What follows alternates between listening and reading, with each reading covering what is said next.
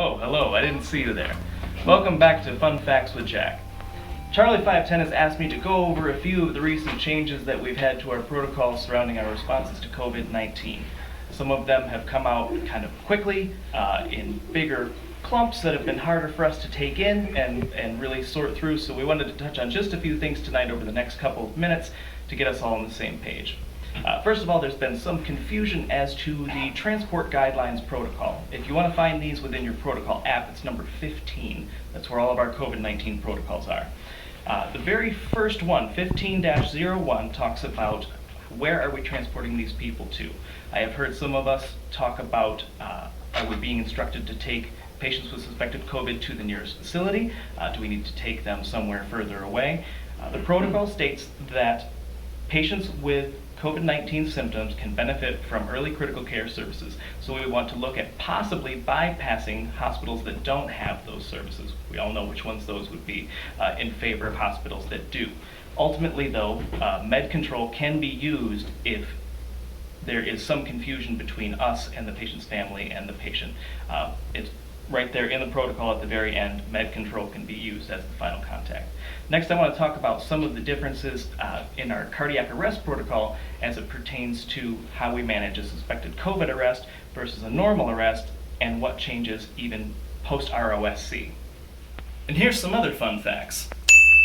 Now we're going to talk about some of the cardiac arrest protocols as they pertain to COVID-19 and our new responses to this whole situation.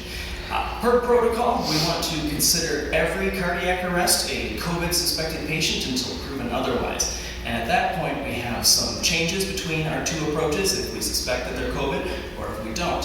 If you want to see what symptoms we're looking at for high suspicion of COVID-19, you can look at the protocol directly above cardiac arrest, and it talks about symptoms such as fever and chills, difficulty breathing, either presenting as shortness of breath or secondary to chest tightness, myalgias, fatigue, sore throat, loss of the senses of smell and taste, I believe, are the ones that are listed.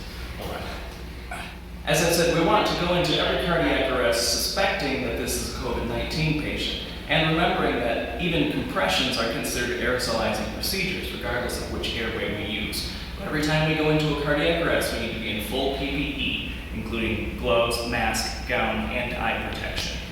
This is very important as we're pushing on these people's chests, we are potentially aerosolizing a bunch of viral bodies.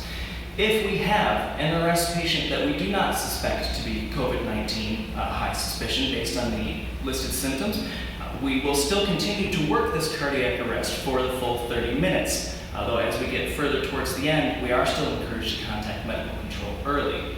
At this point, we are not intubating any patients at all. What? We can consider passive oxygenation, moving on to BLS airways, such as our newer additions to our airway kits. But all of these airways that we are using should be covered with a mask if possible and have a filter in line.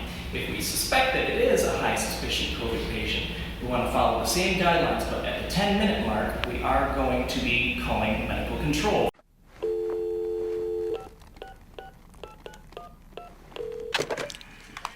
Yo. What's up?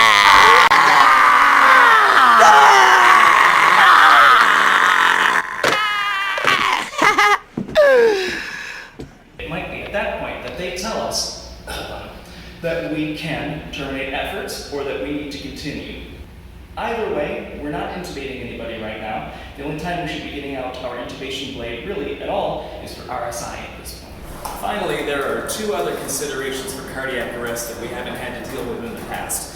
The first one being that we are not transporting patients in continued cardiac arrest. Say we have somebody in continued ventricular fib or PEA who we would maybe otherwise continue transporting, especially if we have a mechanical CPR device on scene.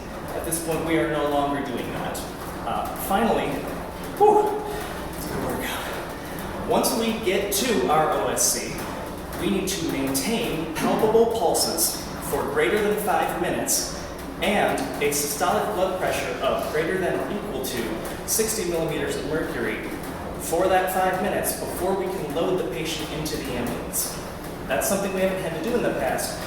Normally we would load and go. But at this point, we want to make sure that we're maintaining our OSC before we start moving our patient around. This might be a good time to check a blood sugar or run a 12-lead EKG. Make sure we have all our ducks in a row in our post-arrest protocols and guidelines. Anyway, this has been Fun Facts with Jack. Thank you very much for being here, and we'll see you again next time.